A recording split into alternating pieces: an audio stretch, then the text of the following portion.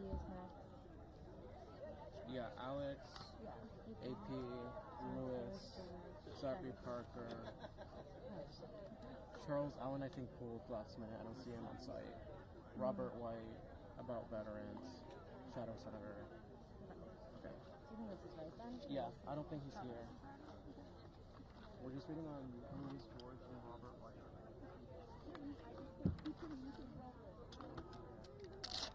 Oh, they have to.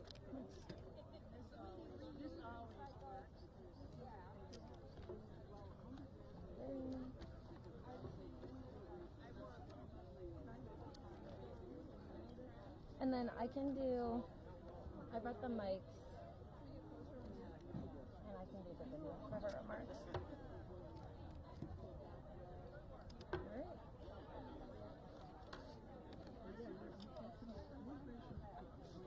No, it's kind of notice. This one took a minute.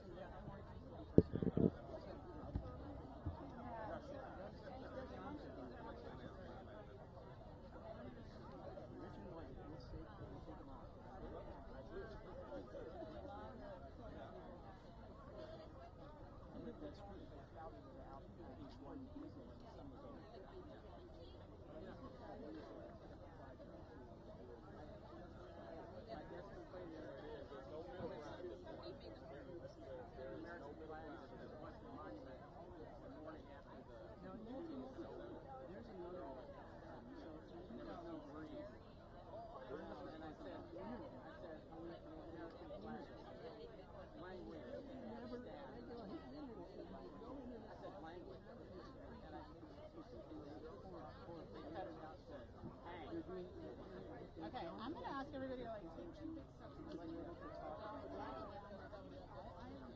folks who are right behind us, we're really going to go this way.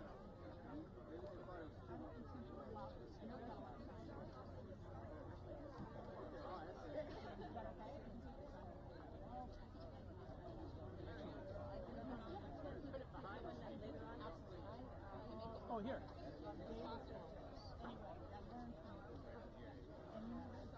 think it's time to put one of those in the window.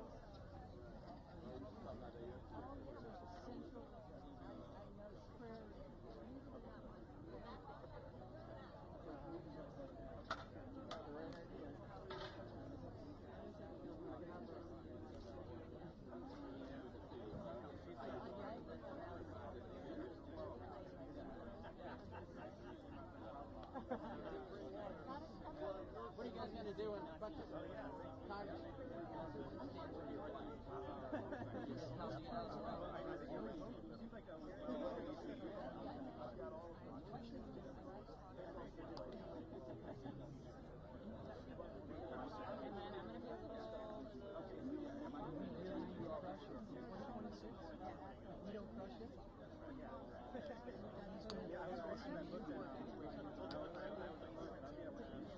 I'm not feeling it.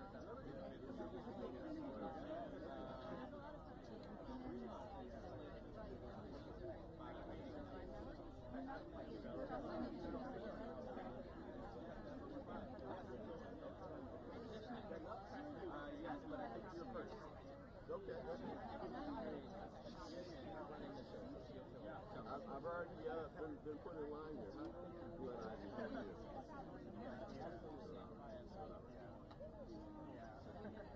Where were you? That should be our flag. Right? Instead of just our license plate.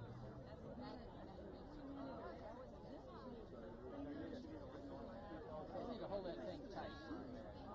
It's all crumpled up.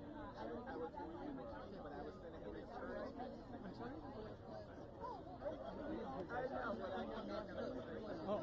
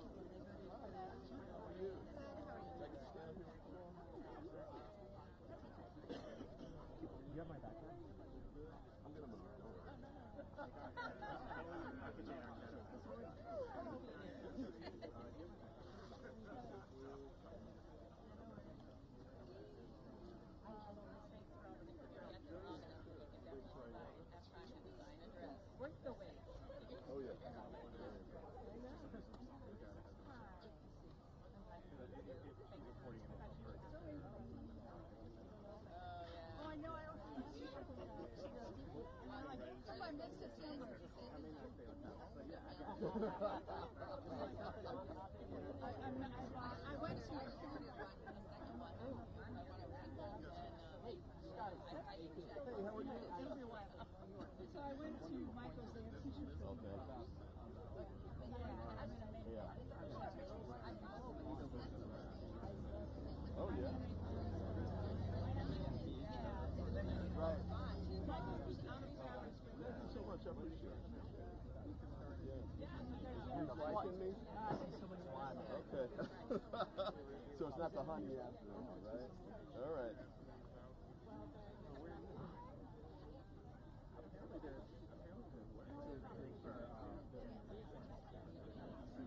I think Ayanna came through again, but we're glad to have her. Alive.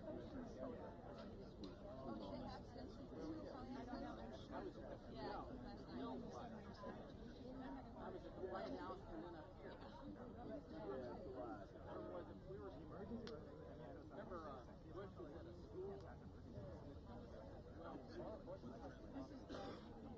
be coming up with her. Yeah, I mean, first plane of it, I think they're trying to run stuff through. Yeah. Bring All right. So are we supposed to be from DC to tell us occupation?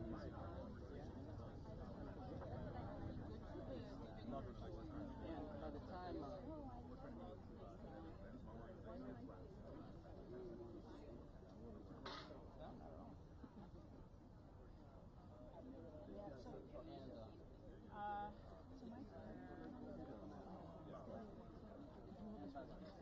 no sooner got in, we were walking down the corridor. How you feeling? Feel better?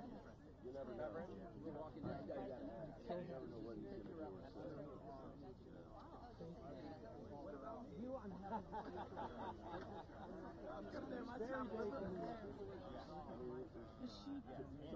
I'm very happy to see you. I don't know if he's an oversight or not. I don't think he is.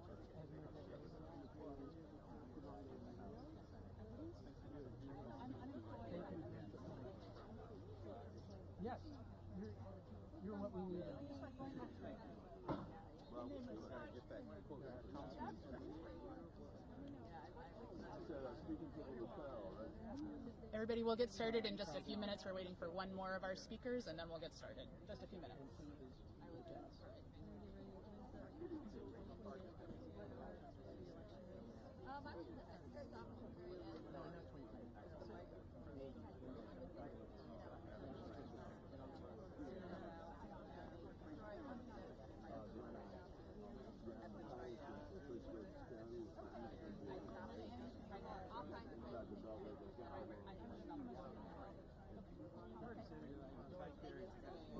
We'd like you to remember from I support the ceasefire. I support the humanitarian aid.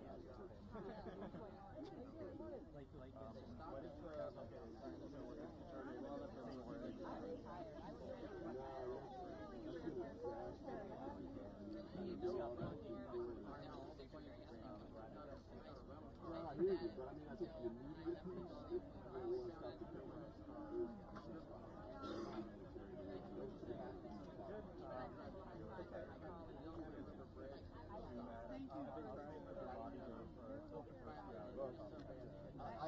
I haven't been accused. I've been accused of various things. That's all.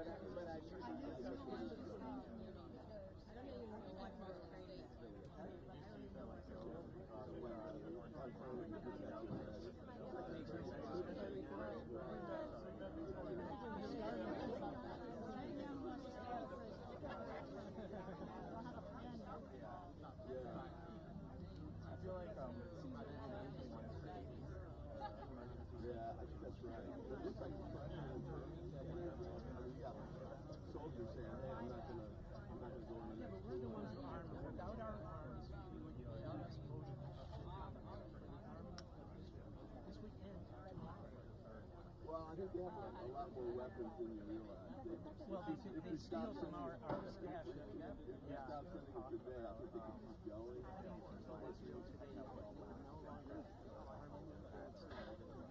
I think their last push is to actually get a ceasefire and getting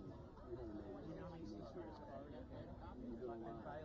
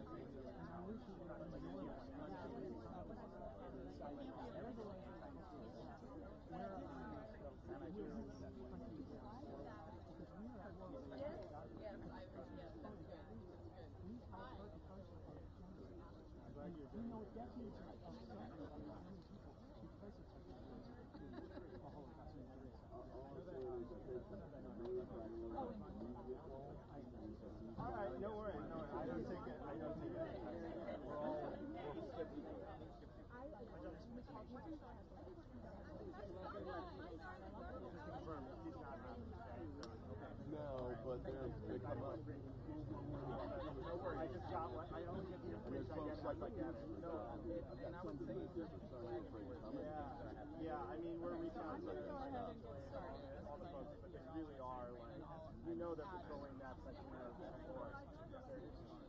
Okay.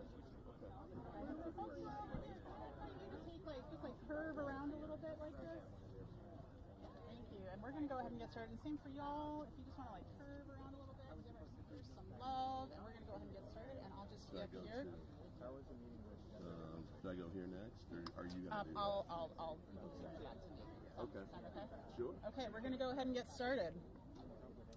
And we're going to start by warming up a little bit. When DC is under attack, what do we do? Stand up like that. When home rule is under attack, what do we do? Stand up like that. When our communities are under attack, what do we do? Stand up like that. We rise up and fight back. That's right. Good morning, everyone. My name is Alex Dodds. I am proud to be one of the co-founders and the campaign director of Free DC. Can I hear it for Free DC? We are here today to call on Congress to take every action possible to end the occupation of DC by this fascist administration. DC communities, let me speak clearly, do not want this occupation. Is that right? That's right.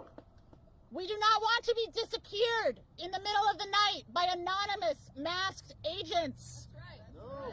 We do not want soldiers with assault rifles in our neighborhoods. No. We do not want our children to be profiled, harassed, and detained by militarized police. Is that right?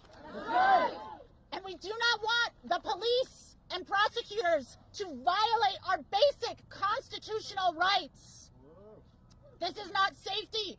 What is happening in DC right now is not safety. No one who lives here and is part of our communities understands this as making us safer. We understand what is happening as dangerous. Congress, we need you to oppose this occupation too. Yes. Military forces should not be occupying the capital city. Trump's attempt to seize DC is a clear and urgent threat to our entire American democracy, including the governing power of Congress. To our allies in Congress, ignoring this occupation is dangerous, and we are here today to call on you to take action. We're going to hear today from some of our champions who are working on this issue, both in Congress and the people who are actually elected by DC residents, the 700,000 people who live in DC who do not have representation in Congress, but do have elected leadership who understand our priorities and values. We're going to hear from them today, and to start us off, I'm honored to introduce Congresswoman Ayanna Pressley and Congressman Glenn Ivy. Thank you so much. Good morning. Good morning. Good morning. Well, another day. Another day in the midst of a hostile government takeover, hostile administration, one that is anti-freedom and anti-blackness on steroids. Thank you all for being here today. I'm proud to join Free DC in solidarity. Let me be clear, everyone who calls DC home deserves representation and freedom. This city is home to scholars, to educators, to families, hardworking people. And for too long, they've been denied statehood and the rights and protections it affords. And in this moment, we see the current occupant of the White House, a man who once called for the lynching of the now exonerated Central Park Five. We see this man sending federal troops into this beautiful majority black city.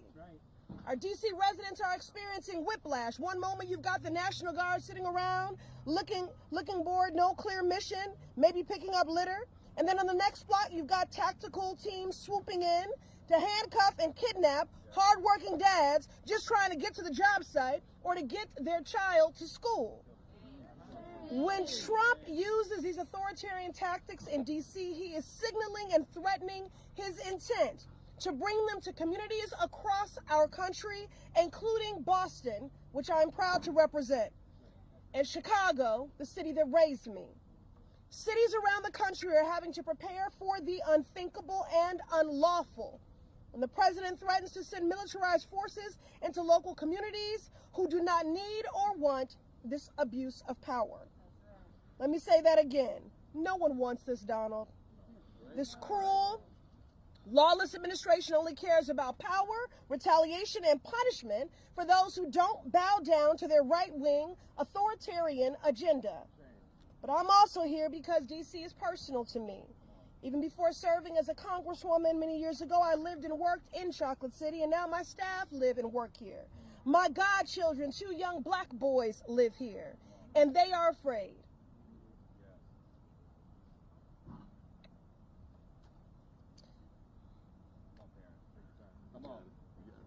Afraid to walk to school.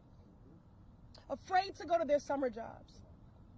Afraid because Donald Trump himself has said that young people like them were, quote, born to be criminals, unquote. It's no secret he's targeting our immigrant neighbors and black kids, specifically black boys. That is dangerous.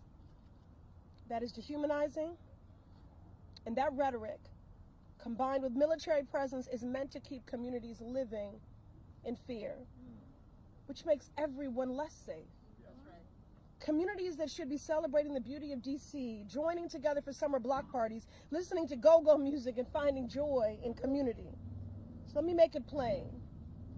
Donald Trump's militarization of DC has nothing to do with public safety and everything to do with terror and intimidation.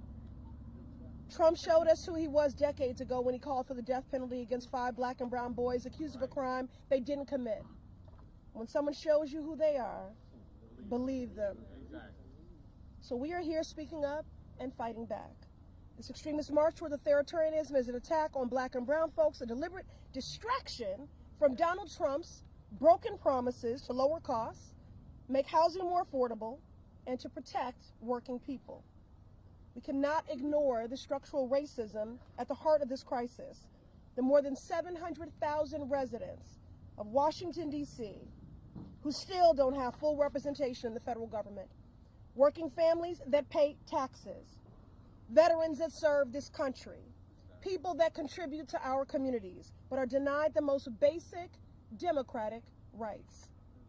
This racist, rogue militarization ignores their voices and makes us all less safe.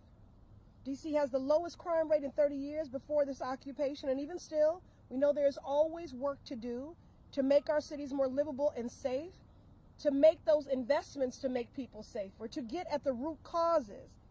But the policy solutions that actually fit the bill there are summer jobs programs, federal action to prevent gun violence, and policies that meet folks' basic needs like food and housing.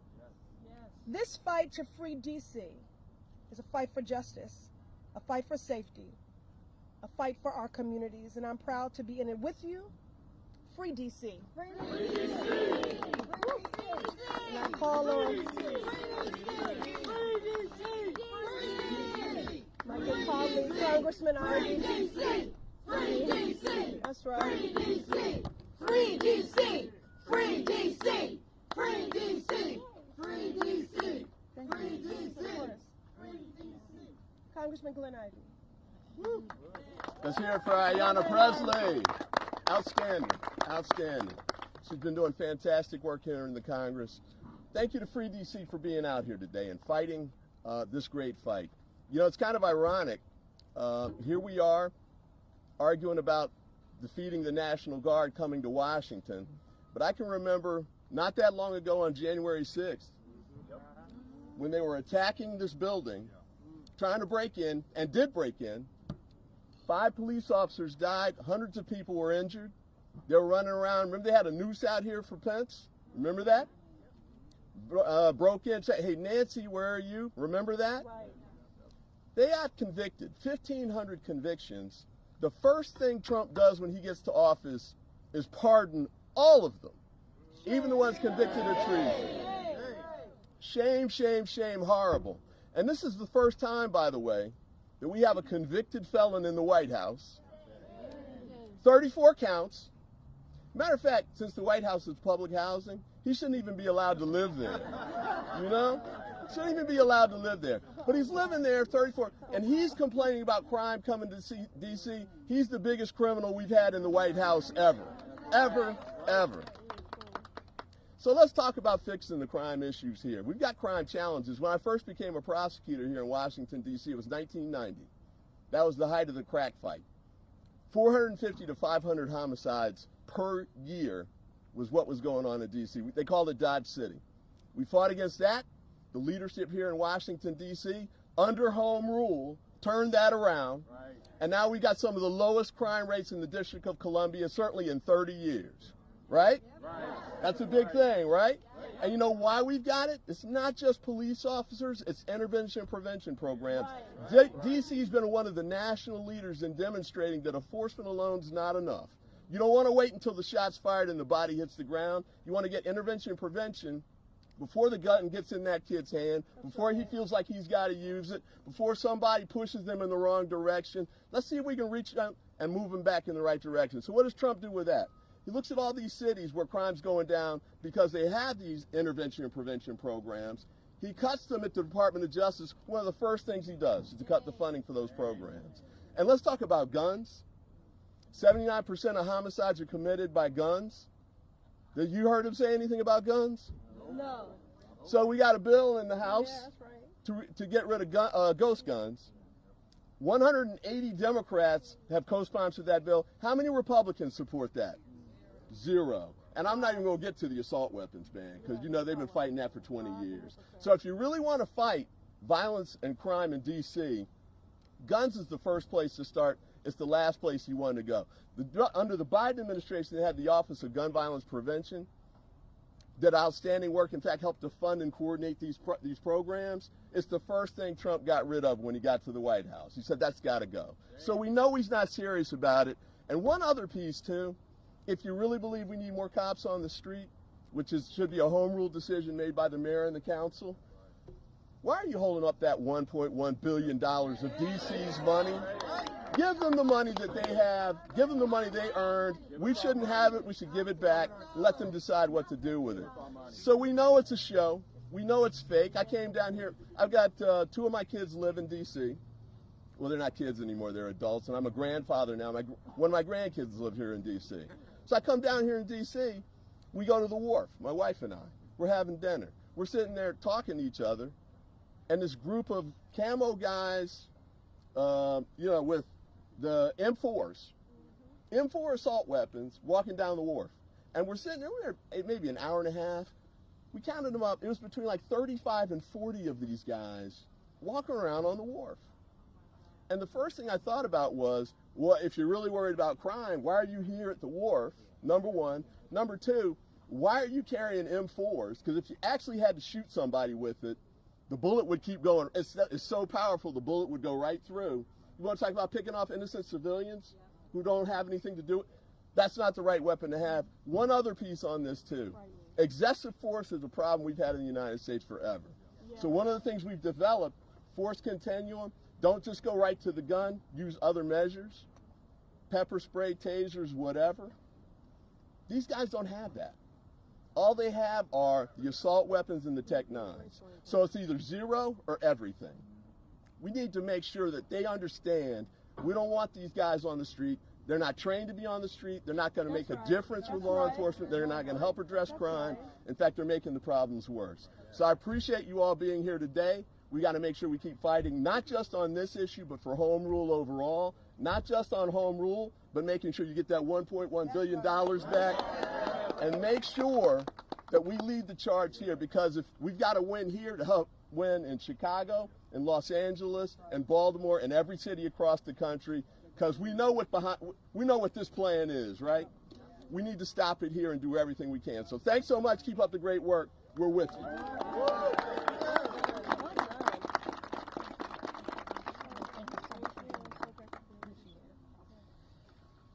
Well, as the members of Congress just made clear, if this administration and their allies wanted to take action on safety, not just for DC, but for people across the country, they could. They could make common sense gun changes. They could stop cutting education. They could stop cutting health care, but they're not. They're trying to control DC. And to talk about how that's impacting our communities, I'm proud to now introduce some of our elected leaders from here in the district. Representing Ward 4 in DC, Councilmember Janice George. In Ward 5, Zachary Parker. In Ward 1, Brianna Nadeau. In Ward 6, Charles Allen. And at large, Robert White.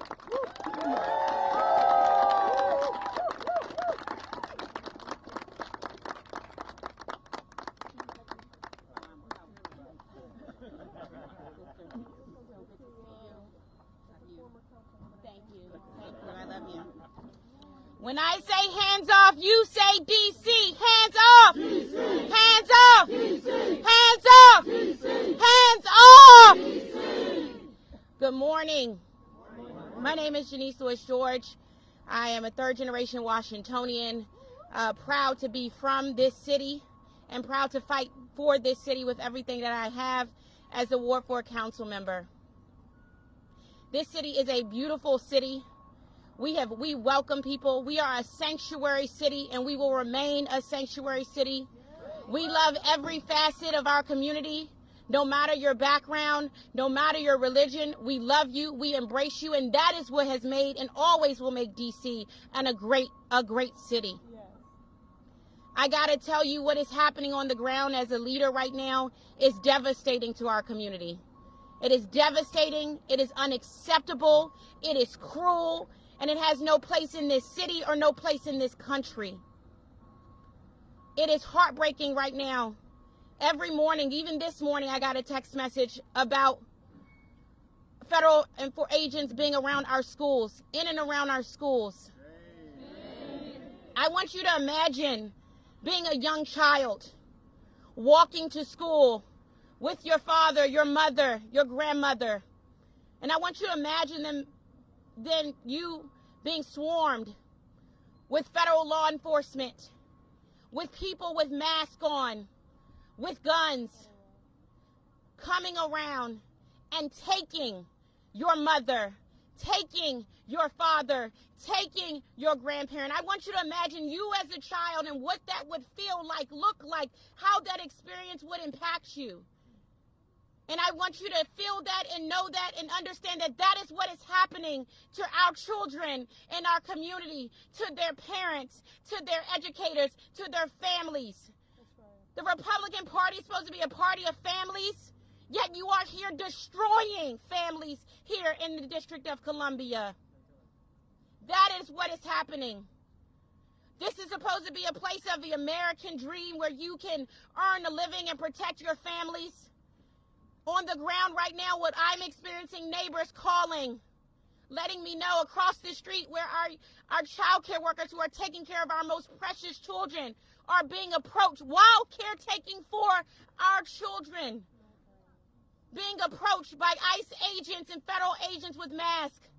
Imagine the horror and fear for our vulnerable children. Imagine them being your children. Right. Imagine them being your children and your child care workers being approached and taken. That is what is happening in our community.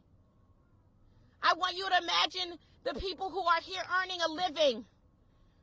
Drivers who are dropping off food, keeping this country and city running. Right. I know you ordered some food in the last week or so. I want you to imagine that the person who dropped that food off is now swarmed. This is what we witnessed and have seen by unmarked vehicles, federal agents hopping out, demanding them get out the car and taking their cars away. That is what is happening in our neighborhoods and communities. The place of the American dream, you are killing it with your actions. That is what is happening in our neighborhoods and our communities. Families being destroyed, our neighbors being kidnapped, racial discrimination like we have seen like no other. Where is the Constitution? Where are our constitutional rights? They are not being respected at all. That is what is happening in our neighborhood and community. And not a single person should believe that this is okay in any way.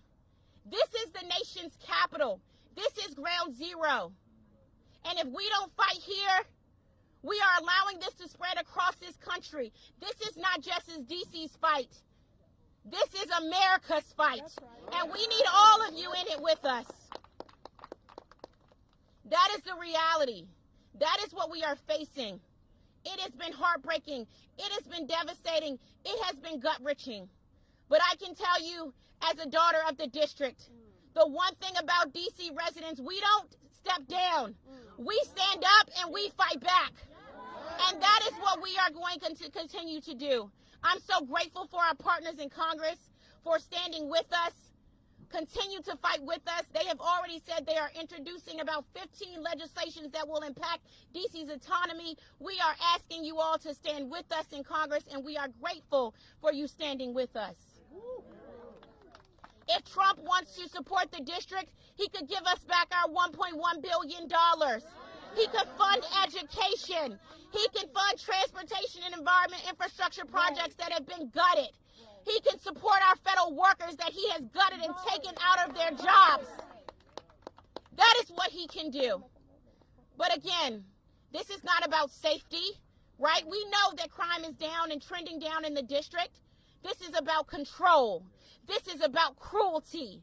This is about expanding a fascist dream across this country and breaking the democracy that we have all fought for. So my message is clear to everyone in Congress, in the House and the Senate, to every neighbor of this country. The District of Columbia is asking you to stand with us throughout this, because this is not our fight. This is America's fight. Thank you so much. Thank you for everything. And when I say free, you say DC. Free. DC. Free. DC. Free. DC. Thank you. God bless you. We need our mayor to say these. Good morning, DC.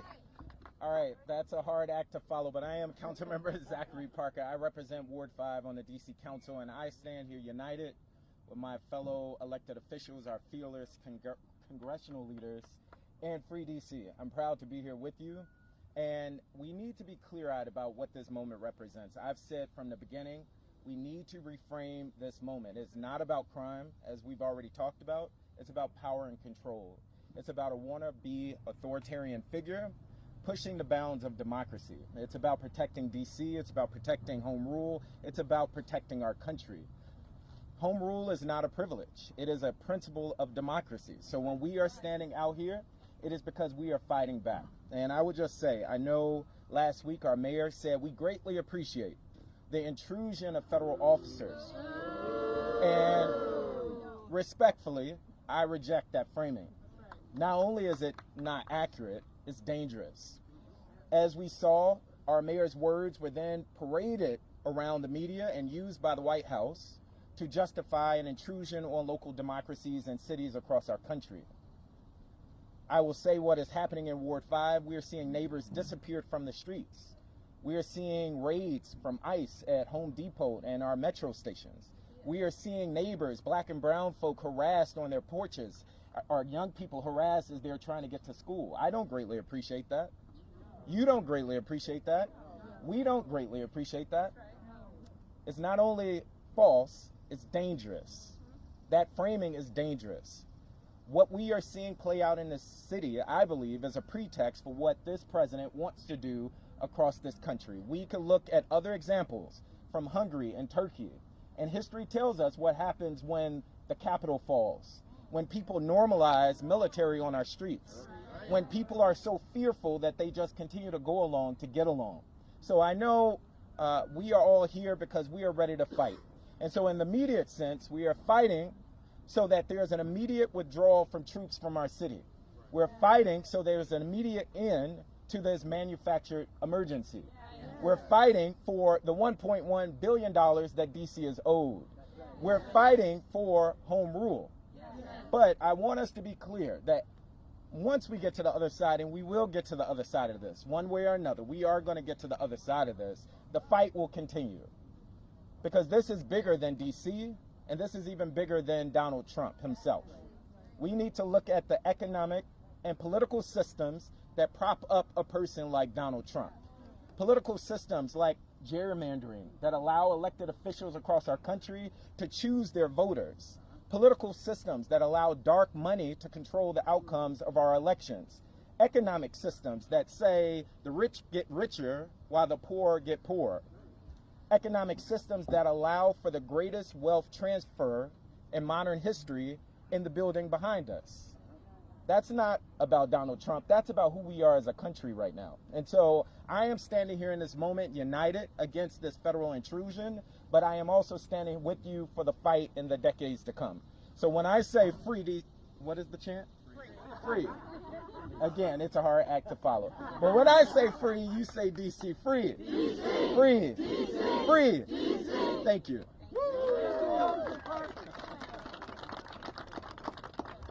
Great job, Zachary. My name is Charles Allen. I'm the Ward 6 council member. You are in Ward 6 right now. And I am fired up and fighting back because what we are seeing happen on the streets of our city right now, it is unjust. Yes. It is unwelcome. Yes. It is unnecessary. Yes. It is unwarranted. Yes. And it is downright un-American what we are seeing in our city. From day one, we said this actually wasn't about DC. This is about power and control by Trump, by his friends, across all of our country. And we are seeing that. This isn't just about DC because he's already said what he wants to do, and when we hear the guy say what he wants to do, believe him. Right. He has said he wants to go into New York, and into Chicago, into LA, Memphis. Now he said last night he wants to go to New Orleans. Are you seeing a trend of what he's doing? We are on the front lines. This is the front line, but every American should be paying attention. Every American should be fighting back. Everybody should be concerned about what they are seeing and the actions they have to take.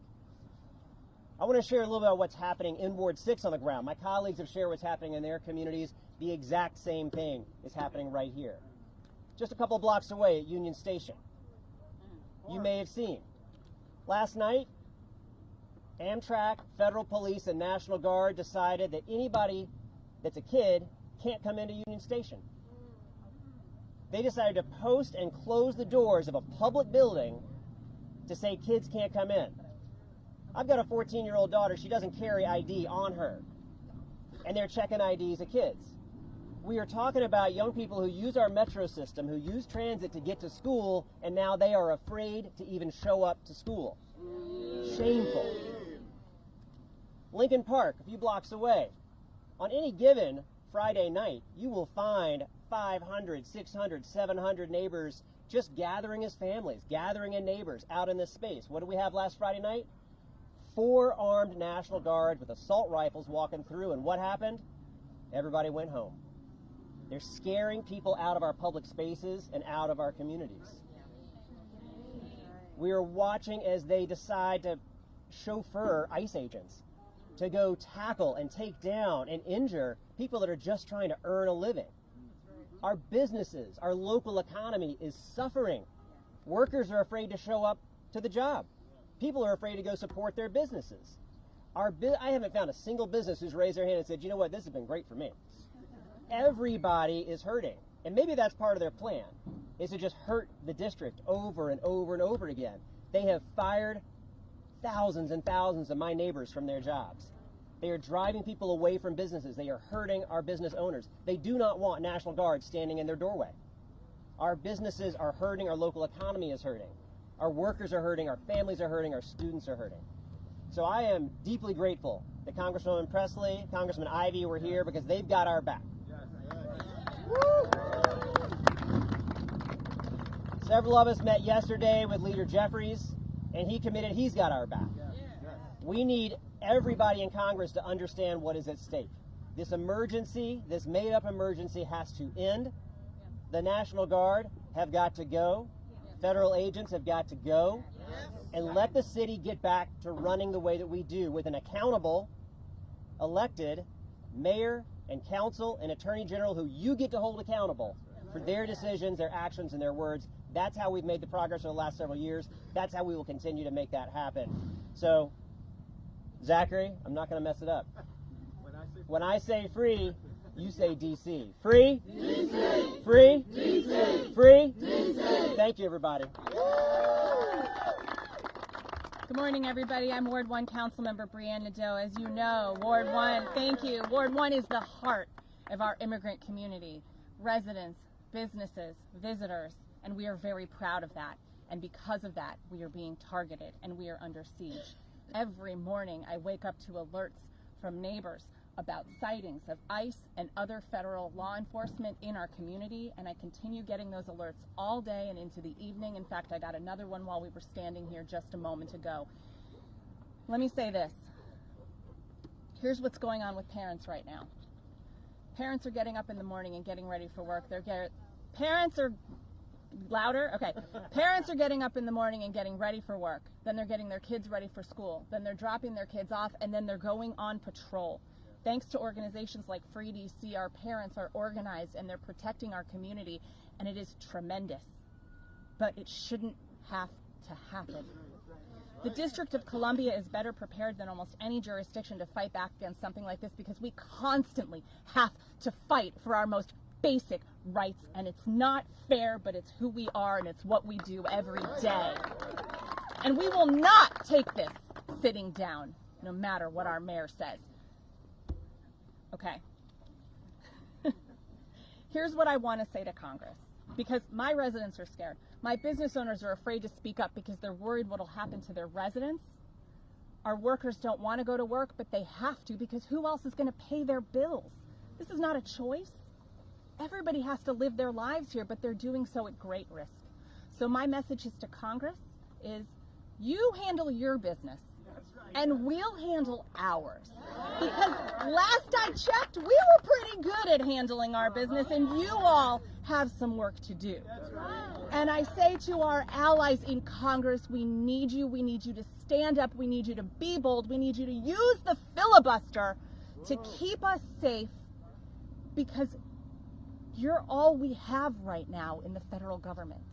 So thank you to the Democrats who joined us today. Thank you to Free DC. Thank you to all my colleagues and all the residents who are standing up together. When I say free, you say DC. Free! DC! Free! DC!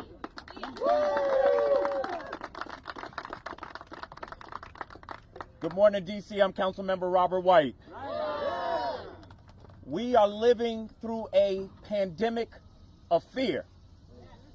It is not a freak accident of nature. This is intended. It is not unstoppable, because we can stop it, but only if we are honest about what's happening. This is not a time to bury our heads in the sand. It's not a time to cower in fear. It's not a time to focus on the few things that we disagree about. It's time to talk about what's happening, to come together and say that saving our city and saving our democracy is more important than a couple of things that we can argue about tomorrow, because today we have got to save democracy in DC. Yes, sir. I was late this morning because I had to double back after getting a text about ICE agents swarming around an elementary school. I show up to see the assistant principal outside, teachers on the corner, and scared-looking parents dropping off their kids. I got a text yesterday from a teacher who asked me if it was normal that a father was being detained and his car was being taken as he was taking his daughter to school. A mother of a little brown girl told me earlier this week that on their way to a soccer game, her little brown girl had to ask Mom, why are these soldiers with guns standing outside the game? And I am raising 2 little black girls who know what is for them and what is not for them. They don't see these military units. They don't see these officers here to protect them because they are not here to protect them. They are here to catch them, to condemn them, to take away their rights that their forefathers and foremothers fought so hard for. They're here to push back democracy. They're here to tell them that they are less than so that other people can feel like they are more than. They are here to take our city, not to support safety, but to go against home rule. That is not the world and the reality that I'm going to leave my little girls or any of these children to. None of us thought that we would see a time like this, but this is the time that we are in. And at some point, the history will be written, and we're going to have to look at these children and say where we were on the side of that fight. We will have to justify what we did and did not do. So I'm not prepared to say that I capitulated.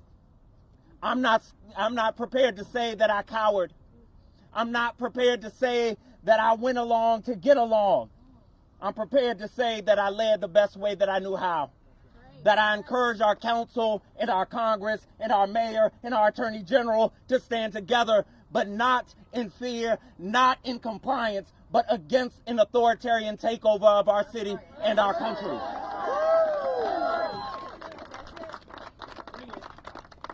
So we need our DC elected officials to stand united right now. But united is not united in fear and compliance. It is united against this travesty of democracy. We need our Congress to support us right now because it is clear the president has said he is doing this in Maryland, in New York, in California, now in Louisiana. So democracy will be stripped away everywhere, not just in D.C. We just happen to be ground zero. That is why we must stop it now. That is why Congress must stand up now.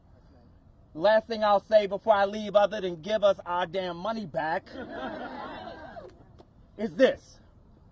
As Democrats have decided that we are going to stop bringing a pen and paper to a gunfight, and we've started to fight hard on the front lines, and these redistricting battles started in Texas, but it won't end there. This is a time, if ever there was, for D.C. statehood. We need senators and a voting member of Congress who is ready to protect our democracy and our city.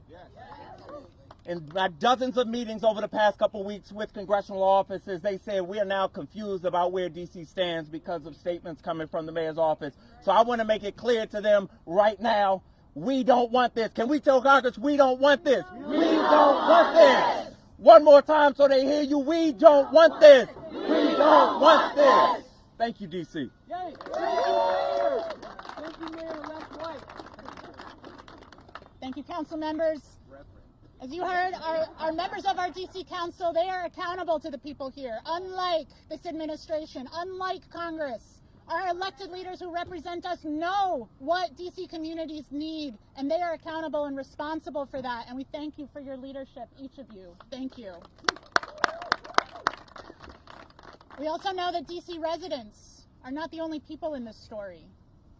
There are people here right now who serve in the National Guard, who have jobs and families in their home states, but who have been sent on a fool's errand by this president to instill terror in our communities at the cost of their homes communities, of their home states. Right.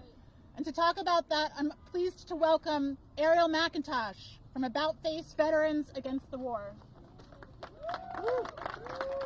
That's a tough act to follow, but I'll try. Good morning. Again, my name is Ariel McIntosh. I am a U.S. Navy veteran, a member of About Face Veterans Against the War, and a proud Baltimorean. I'd like to first address the National Guard members currently deployed on the streets of Washington, D.C. Like many of you, I joined the military as a teen from a working-class family, seeking stability and opportunity. I joined the military to serve my community and my country. I joined for a sense of purpose. But throughout my service, I found myself questioning the reasons behind the orders I was being given. Orders that didn't match my values or the force for good the Navy claimed to be. Orders that didn't seem to make any sense at all. I remember feeling so alone, so powerless, like I was a bad American for having doubts. It wasn't until I found About Face, Veterans Against the War, that I learned there is a whole community of veterans ready to support military service members questioning their mission. A community that knows exactly what it is like to be asked to compromise their own humanity for that mission. To the soldiers and airmen deployed on DC streets today, I need you to know that you are not alone. You have an entire community of veterans and active military standing alongside you, prepared to support you. You have rights, you have options, and you have a duty to stand up for what you know is right. You do not have to stand in silence while Trump orders you to police our most vulnerable communities. I know that this is not what you signed up to do. Let your humanity and your conscience guide you to what you know to be true, and know that we have your back. Now, to Congress. As veterans, we know firsthand the trauma and violence that comes with increased military presence in communities abroad and at home. We know that these National Guard mobilizations are not about protecting our cities, as Trump and other top military officials have claimed, but rather an attempt to instill fear in our neighbors and normalize a militarized authoritarian state. It is irresponsible and dangerous to put troops on our streets as a policing force, work they did not expect or train to do. Congress, you have the power and the duty to stop this military invasion of DC. Soldiers that signed up for the National Guard expecting to help their communities through natural disasters are being ordered to work alongside DHS and ICE, work they did not sign up for, with organizations that terrorize their own communities back at home, just as they do here in DC. They face retaliation for doing the right thing, or a lifetime of moral injury if they engage in the inevitable violence that comes with armed soldiers patrolling our streets. Congress must intervene before it's too late. We've heard members of the National Guard lament, "I have no choice. This is what Trump ordered. It's out of our control." Members of Congress, you have the power to let these soldiers know they are not alone in their concern. As veterans, we call upon you to stand up in defense of our cities, our National Guard members, and the integrity of the country that you also volunteered to serve. Use the power bestowed upon you by the American people to do your job. Refuse to allow this unchecked military aggression and send these troops home now.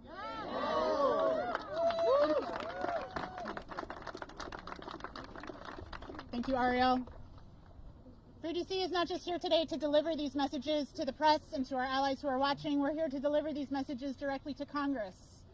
Our Free DC community is going to now make hundreds of office visits today to deliver letters and to deliver our demands directly to Congress. We're proud to do that in partnership with one of our members of our congressional delegation who does not have voting power in Congress, but who's been a wonderful advocate and ally in our fight to track the multiple dozens of attacks that this Congress has been levying against the District of Columbia. To talk a little bit about what we are asking for today as we visit members of Congress, I'm proud to introduce Shadow Senator Anit Jane. Thank you to Alex and everyone who's here today, and especially thank you to our council members for fighting for DC. So I want to talk about why we're here today and what we're going to be doing on Capitol Hill. This is the next phase in the national GOP's attack on Washington, D.C. Because it was never about crime. It was always about power and control and using D.C. as a testing ground for their far-right agenda across the country. Right.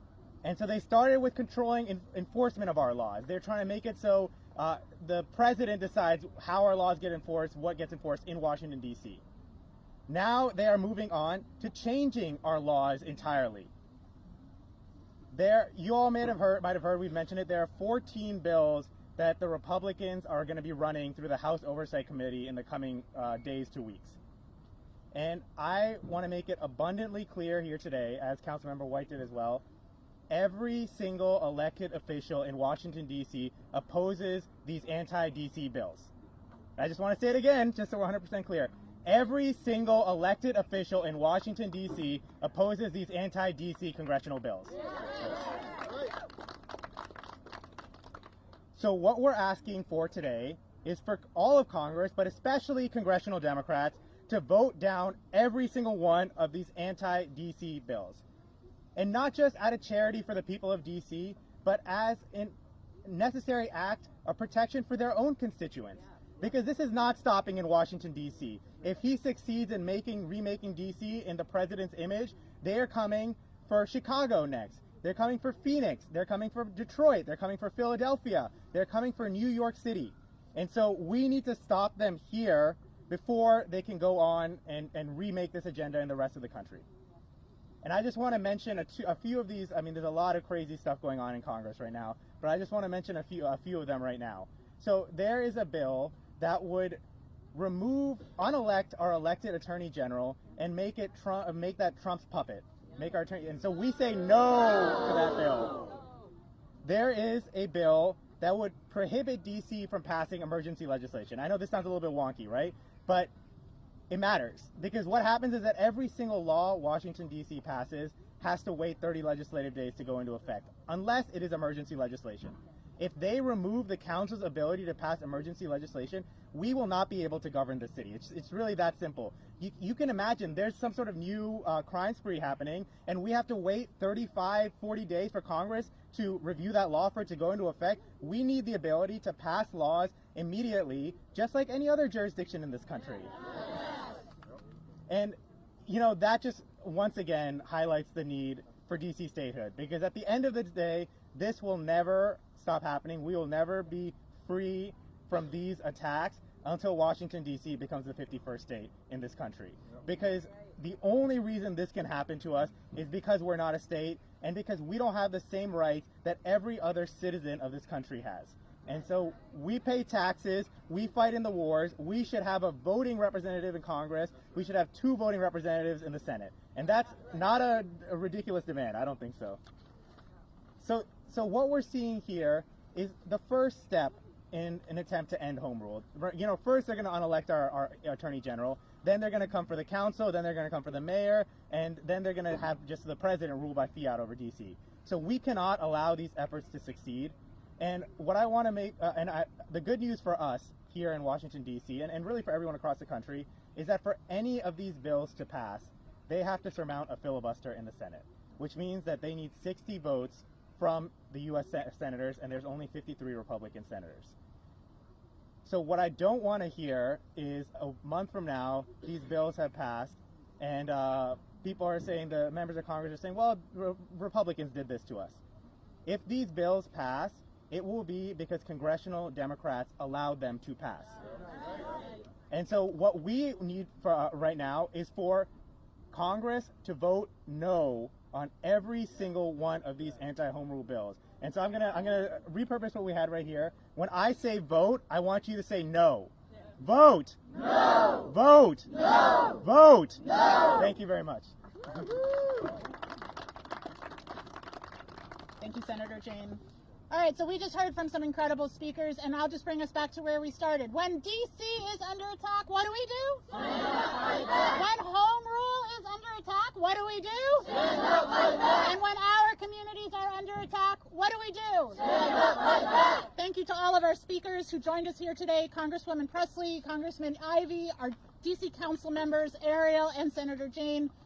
The speakers who are up here today can be available now for some questions. But we'll end our formal program. Yes. All right. So we'll take 3 questions and then can go to just individual interviews. Yes. Hi, Eva McCann with CNN. My question is for the council members. There seems to be an organic effort now with organizing meetings tonight to recall Mayor Bowser. I'm wondering, is that an effort that you all support? And do you still support her leadership and how she has navigated this issue? If you could step to the mic and answer all the members of the council. Let's all go. I haven't seen anything about what the first part of your question. The second part, I think that we've all said pretty clearly what we believe and what we think is the right direction for the district, and we are all accountable to the voters of the district. But we have said, I think, pretty much across the board, this is unwelcome, this is unnecessary, unwarranted, and we do not welcome it. And so, but to answer my question, do you specifically support how the mayor has navigated this I think that I'm not going to speak for my colleagues. I think that two things can be true at the same time. We can recognize that any mayor is going to be in a very difficult and unique position here in the district without statehood and without full representation. And I think you've also heard us say pretty loud and clear that we do not welcome this federal takeover, and we push back pretty strongly. And you don't support a recall effort? No. We'll take another question. I do not support a recall effort. At this time, we need to be strong and we need to be united. This government needs to stand together, and that includes with our mayor. Home rule in the district is what we are fighting. That is all of our North Star. That is one thing that has been clear. The mayor has unequivocally said home rule is her North Star. It is my colleagues' North Star. We are trying and working our hardest to keep autonomy and to keep home rule, and we cannot do that divided. So while we may not have the same strategic ways to handle a situation, we are united in our aim and our goal of protecting the district and our autonomy and our residents. Thank you.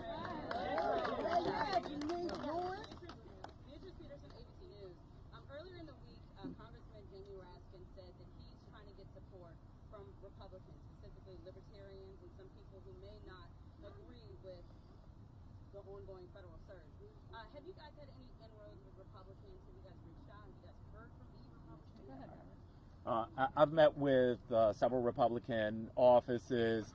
Some it's been clear whatever the president says they're going to believe. But I believe there's still some Republicans who believe we shouldn't be taking money from national defense to put a guard in D.C.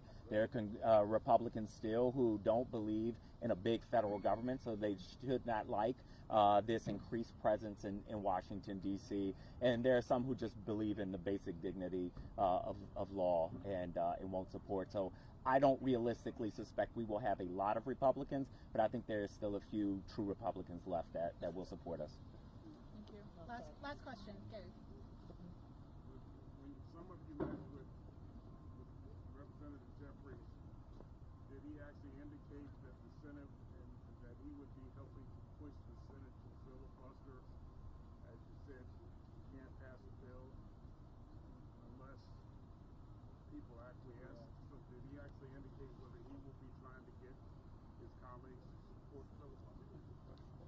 Not all of us were at that meeting, but for those of us that were, it was a really great meeting. We appreciate Leader Jeffries taking the time. It was a really great conversation. He committed that he is going to help whip votes to support D.C., to push back on this, and he was going to be reaching out to his Senate colleagues.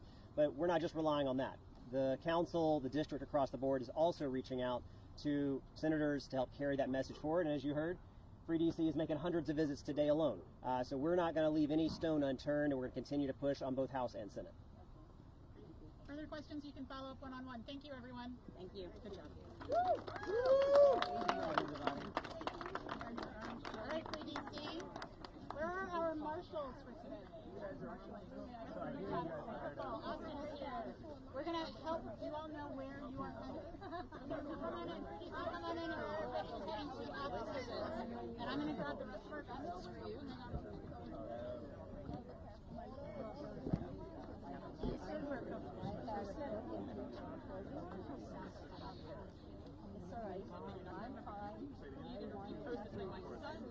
Editorial.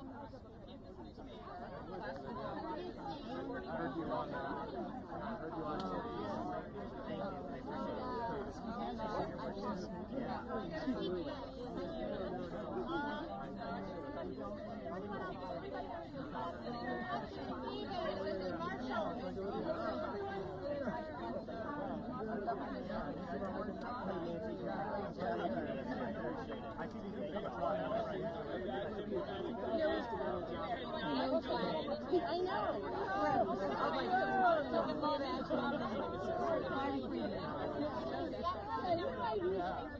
Are you going over? I'm going to do some lobbying. Are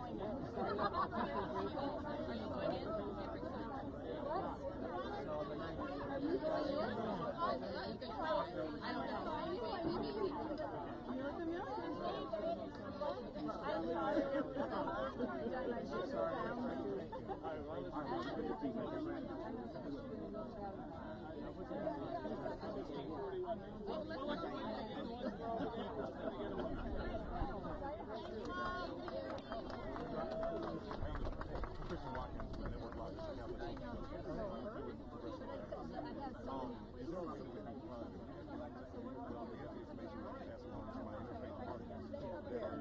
Well, can you